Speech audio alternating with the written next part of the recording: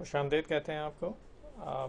इस लेसन में हम जो है वो एक ट्रिग्नोमेट्रिक आइडेंटिटी जो है उसका प्रूफ नहीं बल्कि उसको डिराइव करने की कोशिश करेंगे। यानी हम ये देखेंगे कि एक ट्रिग्नोमेट्रिक फंक्शन जो है उसको हम किसी और शक्ल में लिख सकते हैं या नहीं लिख सकते।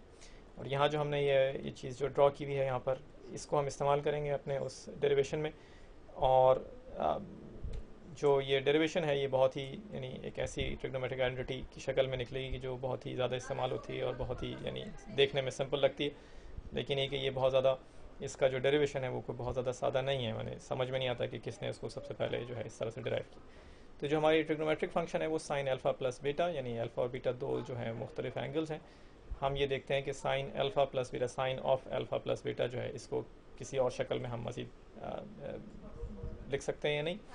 तो ये जो हमारी डायग्राम है इसकी मदद से हम इसको जो है देखेंगे कि इसको कैसे किसी और फॉर्म में किसी और शक्ल में लिखा जा सकता है। तो ये नीचे वाला एंगल जो है ये हमारा अल्फ़ा है और ये ऊपर जो है ये बीटा है। और ये जो दोनों मिला के अल्फ़ा प्लस बीटा करके होगा ये वो एंगल है जिसका हम साइन जो है उसके लिए ये ट्रिग्नोमेट्रिक जो है फंक्शन उसको हम जो है वो एक दूसरी शक्ल में लिखने की कोशिश कर रहे हैं।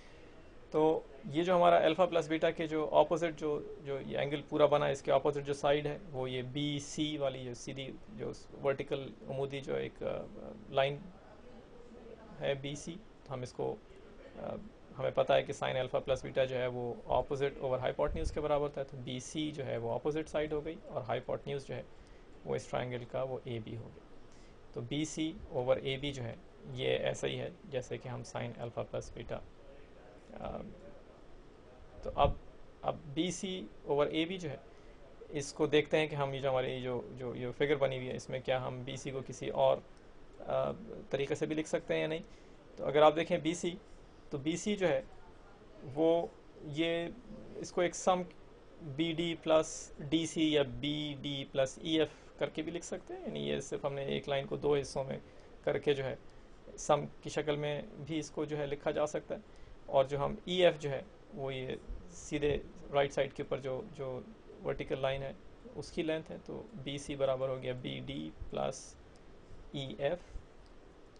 ठीक है, यहाँ पे आप नोट करें कि हम डी सी नहीं बल्कि ई एफ लिख रहे हैं क्योंकि डी सी और ई एफ दोनों बराबर है, इसलिए हम ऐसा कर सकते हैं। और नीचे जो है डिनोमिनेटर में वो ई ए बी ही रहेगा जो हाइपोटेन्यूज है। ठीक है, आगे चलते हैं और इसको जो है मज़ीद हम अब अलग अलग करके लिख लें। B D over A B plus E F over A B. ठीक है, तो बस सिर्फ हमने अलग अलग करके दोनों टर्म्स को लिख लिया। तो बी डी जो है तो और से देख लीजिए कि बी डी कहाँ पर है और ए बी कहाँ है। और अभी यानी इसको अगर आप देखेंगे इन रेशोज़ को या इन फ्रैक्शंस को तो कोई काम की चीज़ जो है वो फ़िलहाल जो है वो कोई चीज़ नज़र नहीं आ रही हमें। अब मज़ीद देखते हैं कि इसको हम किसी और फॉर्म में जो है वो हम इन चीज़ों को लिख सकते हैं या नहीं। तो सबसे पहले बी डी जो है उसको हम ओवर ए बी जो है उसको B D over B E times B E over A B करके लिख सकते हैं। इनमें सिर्फ हमने ये किया है कि बी ई से ऊपर नीचे जो है वो मल्टीप्लाई कर दिया। और बी से क्यों किया है कि बी जो है वो हमें एक ट्राइंगल जो है वो जो बनता हुआ नज़र आ रहा है उसकी एक साइड है।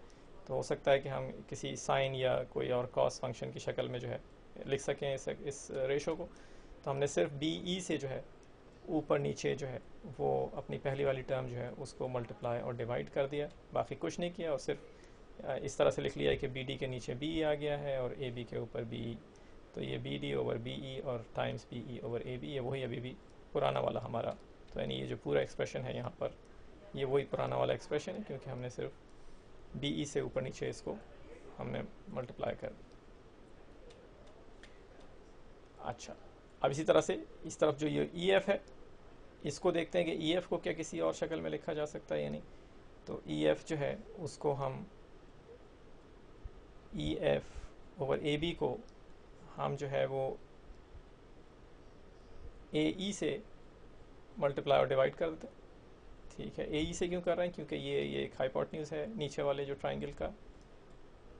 अगर आप गौर से देखें तो आपको वो ट्राइंगल नज़र आएगा। तो हमने सिर्फ ए से ऊपर नीचे जो है मल्टीप्लाई कर दिया या मल्टीप्लाई डिवाइड कर दिया, तो ये जो एक्सप्रेशन ऊपर है E F over A B, ये बिल्कुल बिल्कुल बराबर है इसके कि जो यहाँ पे हमने नीचे लिखा हुआ है। सिर्फ फ़र्क ये है कि हमने ए से मल्टीप्लाई और डिवाइड किया, जिससे जो असली जो एक हमारा जो रेशो था वो उस पर कोई फ़र्क नहीं पड़ा।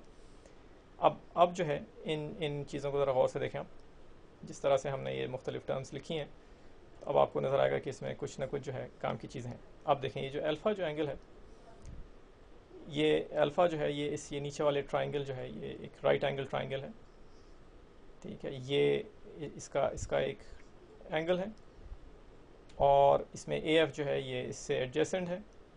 और दूसरी बात ये कि ये जो अल्फ़ा जो है वो ऊपर जो एंगल जो बना रहा है डी ई के साथ, ये भी अल्फ़ा होगा। ये कहाँ से आया है, ये आप याद करेंगे जब हम जो है वो पैरेलल लाइंस और ट्रांसवर्सल्स की बात कर रहे थे, तो इंटीरियर एंगल्स हो गए ये अल्फ़ा जो है दोनों, क्योंकि नीचे और ऊपर वाली लाइंस जो हैं वो पैरेलल हैं। और ये जो हाइपोटेन्यूज ए ई वाली जो साइड है ये एक तरह से ट्रांसवर्सल है, तो ये ऊपर वाला अल्फ़ा हो गया। अब ये अल्फ़ा हो गया तो ये जो ऊपर वाला एंगल है ये 90 माइनस अल्फ़ा हो गया, क्योंकि ये 90 डिग्रीज़ का एंगल था ओरिजिनली। तो इसमें से अगर हमने अल्फ़ा निकाल लिया तो बाकी बच गया 90 माइनस अल्फ़ा।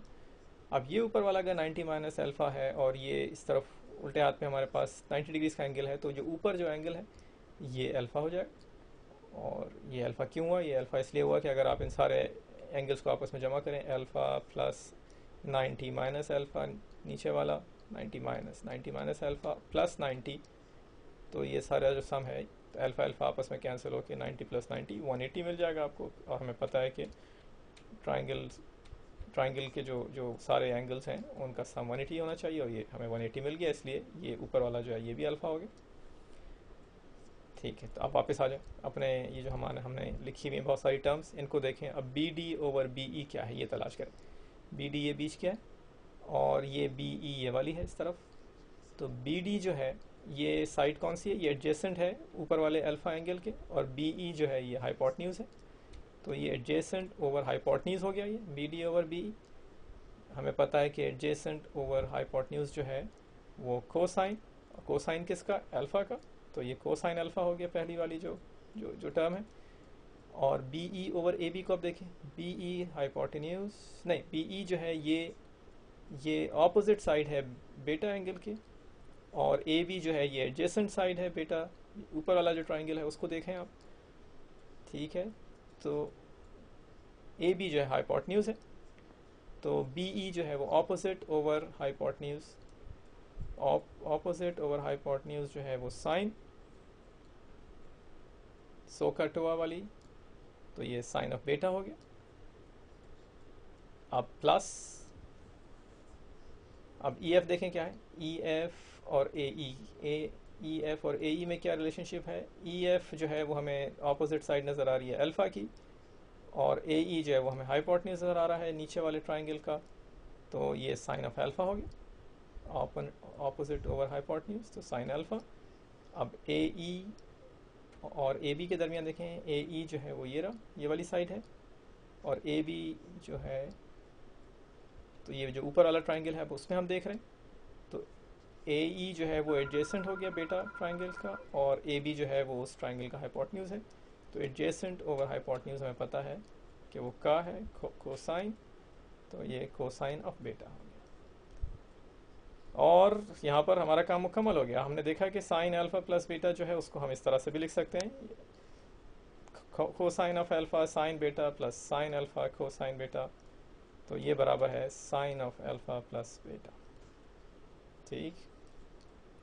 और ये साइन ऑफ अल्फ़ा प्लस बेटा को हम इसमें अच्छी बात ये है कि ये काफ़ी यानी याद रखना आसान है, क्योंकि इसमें एक सिमेट्री है, साइन अल्फ़ा कॉस बीटा, फिर आपने जो है वो दूसरे का कॉस अल्फ़ा साइन बेटा, तो एक दफ़ा आपने अल्फ़ा का साइन, एक दफ़ा आपने जो है उसका जो है वो बेटा का साइन लिया, और इसको याद रखना जो है वो इतना मुश्किल नहीं। और यहाँ पे आपने इसका डेरिवेशन भी देख लिया, उम्मीद है कि हमने आपको बहुत ज़्यादा कंफ्यूज नहीं किया। नेक्स्ट उसमें जो है हम कोसाइन ऑफ अल्फ़ा प्लस बेटा को जो है डिराइव करने की कोशिश करें। चलें दोबारा मिलते हैं।